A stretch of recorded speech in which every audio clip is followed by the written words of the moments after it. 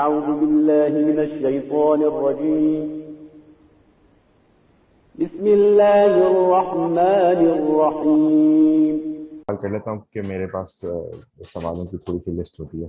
تو پہلے تو یہ کہ جواد بھائی کا جو ہے سوال تھا، اس کے اندر جیسے پاکستانی ہے، اس کے اندر ہمارے ایک کلچر کے اندر بھی یہ چیز ہوتی ہے کہ ہم لوگ، آپ کو آواز ٹھیک سے آ رہی ہے میری؟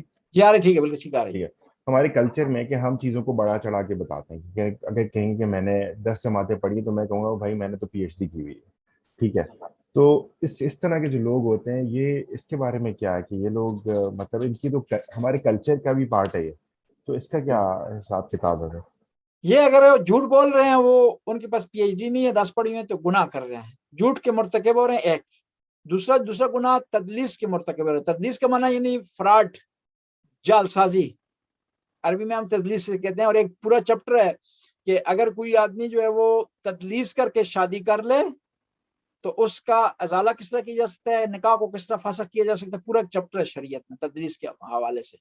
کہ مثال اس کی مثال اس طرح کہ ایک آدمی مثال کے طور پر اس نے وگ لگائی ہوئی تھی اور چلا گیا رشتہ مانگنے کے لیے، اور اس نے وہاں یہ ظاہر کیا کہ اصلی اس کے بال ہیں، اور جو ہے وہ شادی کی رات علم ہوا کہ نہیں یہ تو گنجے پن کا شکار ہے. تو اس کے بعد پھر معاملہ کیا ہوگا، نکاح توڑا جا سکتا ہے نہیں توڑا سکتا، پورا چیپٹر ہے. اور اس کے بارے میں اس کی سزا کیا ہوگی، شریعت نے کیا کہا، پورا اس کے بارے میں شریعت نے باب بنایا ہے. یہ ایک جھوٹ بھی ہے اور دوسرا تدلیس بھی ہے. دونوں گناہوں کو مرتکب ہو سکتا ہے. اور بعض اوقات لوگ ایسا کرتے ہیں، ایسا جو ہے وہ نہیں کرنا چاہیے.